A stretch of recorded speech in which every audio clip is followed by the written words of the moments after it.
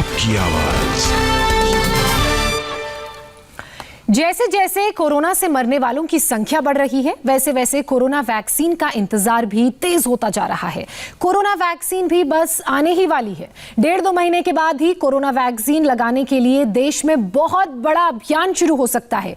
यह अभियान कैसे आगे बढ़ेगा, इस सवाल पर चर्चा के लिए प्रधानमंत्री नरेंद्र मोदी सभी राज्यों के मुख्यमंत्रियों के साथ लगातार मीटिंग्स कर रहे हैं। इस सबसे बड़े मिशन में हम सभी लोगों को तैयार होना है, इसलिए वो बहुत सारे सवाल जो आपके मन में है, उन सभी सवालों का जवाब हमने तलाशा है, जो हमारी इस रिपोर्ट में मौजूद है। सर्वगुण संपन्न वैक्सीन आने वाली है।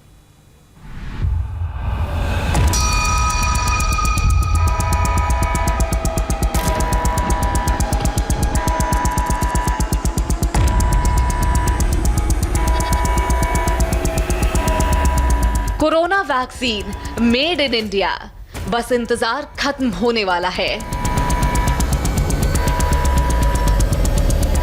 लेकिन इंतजार खत्म होने के साथ साथ कुछ सवाल भी लोगों के मन में उठ रहे हैं।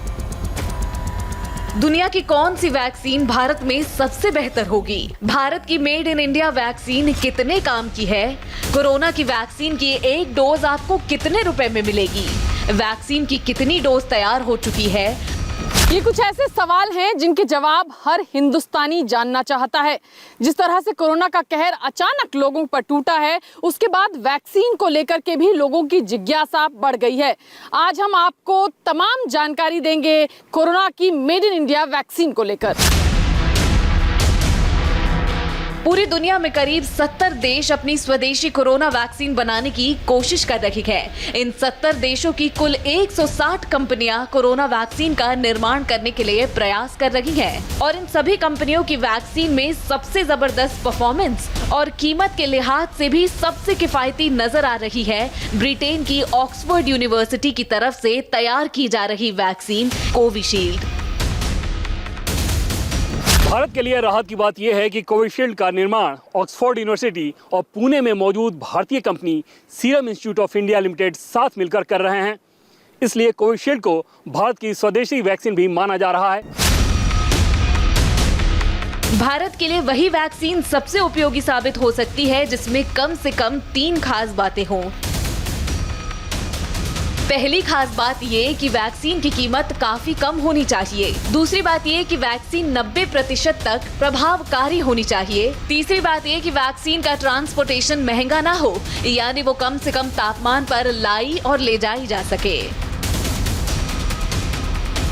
भारत के लिए जिन 3 प्रमुख कामयाब वैक्सीन की चर्चा हो रही है वो है फाइजर, जिसे अमेरिका बना रहा है, मॉडर्ना, इसे भी अमेरिका बना रहा है, और कोविशील्ड, जिसे भारत और ब्रिटेन मिलकर बना रही हैं। फाइजर वैक्सीन 95% तक असरदार है। मॉडर्ना वैक्सीन 54.6% तक असरदार साबित हुई है, जबकि कोविशील्ड सिर्फ 90% तक असरदार साबित हुई है।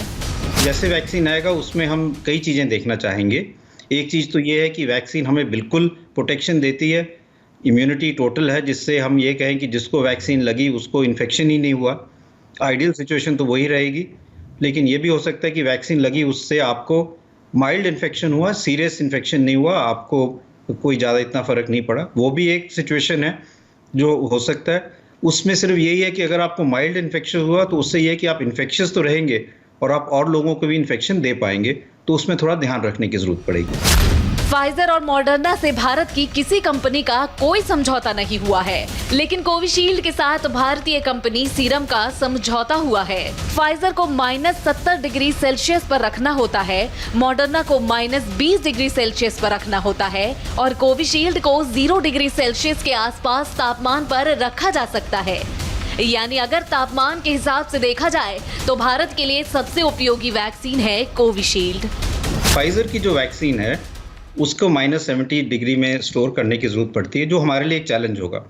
लेकिन और जो वैक्सीन्स है वो यूजुअली -20 या 2 to 8 डिग्रीज में रखने की ज़रूरत पड़ सकती है, और वो आम चीज़ है। और जो वैक्सीन्स हमारे यहाँ आती हैं बच्चों के लिए, वो भी इसी टेम्परेचर में मेंटेन की जाती है, और उसके लिए हमारी कोल्ड चेन ऑलरेडी रेडी है। तो सिर्फ फाइजर की वैक्सीन है जिसमें ये -70 की ज़रूरत पड़ती है। और जो वैक्सीन डेवलप हो रही है भारत में भी, ऑक्सफोर्ड की वैक्सीन है या मॉडर्ना वाली वैक्सीन है, उसमें जो टेम्परेचर है वो इतना ठंडा नहीं है। तो उम्मीद यही है कि ये जो है ये दिल्ली में इंडिया में पॉसिबल होंगी। लेकिन सवाल ये है कि क्या कोविशील्ड कीमत के हिसाब से भारत के लिए फिट है? क्या भारत में तमाम लोग इसको खरीद पाएंगे? कोविशील्ड को बनाने वाली serum Institute of India limited की तरफ से ये कहा गया है कि कोविशील्ड की एक डोज पर एमआरपी 1000 रुपए होगा। कोविशील्ड की एक डोज प्राइवेट डीलर्स को 500 रुपए में दी जाएगी, लेकिन कोविशील्ड भारत सरकार को यही वैक्सीन 250 रुपए या उससे भी कम कीमत पर बेचेगी। भारत के लोगों के लिए राहत की बात यह भी है कि कोविशील्ड को 0 डिग्री सेल्सियस तापमान पर रखा जा सकता है, इसलिए भारत के लोग कोविशील्ड को फ्रिज में भी रख सकेंगे, यानी इस वैक्सीन को रखने का भी खर्च कम होगा। ऑक्सफोर्ड यूनिवर्सिटी ने कोविशील्ड का ट्रायल अब तक 20,000 लोगों पे किया है और रिसर्च में ये बात सामने आई है कि अलग अलग डोज देने के तरीके से इसका असर 70% से लेकर 90% तक है, जो कि किसी भी वैक्सीन के लिए बहुत बेहतर माना जा रहा है। सबसे बड़ी वैक्सीन निर्माता company Serum Institute of India Limited हर साल अकेले वैक्सीन की 40 से 50 करोड़ डोज बनाने की क्षमता रखती है। सीरम बीते 2 महीने में कोविशील्ड की 4 करोड़ डोज बना चुका है। जनवरी फरवरी में सीरम कोविशील्ड की 10 करोड़ डोज बना देगी और जुलाई तक सीरम कोविशील्ड की 40 करोड़ डोज बना देगी। तो साथ साथ हमारा मैन्युफैक्चरिंग का काम भी चल रहा है, डिस्ट्रीब्यूशन का काम भी चल रहा है कि वैक्सीन हम कैसे डिस्ट्रीब्यूट करेंगे। उसके साथ जो और चीज़ें चाहिए, चाहे वो सिरिंज हो, नीडल हो या लोगों की ट्रेनिंग हो कि वैक्सीन कैसे लगानी है, वो भी चल रहा है। तो जैसे जैसे वैक्सीन को रेगुलेटरी अप्रूवल मिलेगा, जब उनकी पूरा डेटा आएगा तो ये शुरू हो जाएगा और अगले साल के शुरुआत में वैक्सीन अवेलेबल हो जानी चाहिए। लेकिन फिर जैसे जैसे डोजेस बढ़ेंगे वैसे वैसे हम प्रायोरिटी पॉइंट ऑफ व्यू से और ज़्यादा लोगों को देना शुरू करेंगे। सीरम इंस्टीट्यूट अभी एस्ट्राजेनेका का उत्पादन और भी तेजी से करने वाला है, क्योंकि सीरम ने 60 देशों के साथ समझौता किया है और ये सारी वैक्सीन भारत में ही बनने वाली है। इसलिए भारत के प्रधानमंत्री ने पहले ही ये बात कही भी थी कि कोरोना से लड़ने में भारत की बड़ी भूमिका होने वाली है।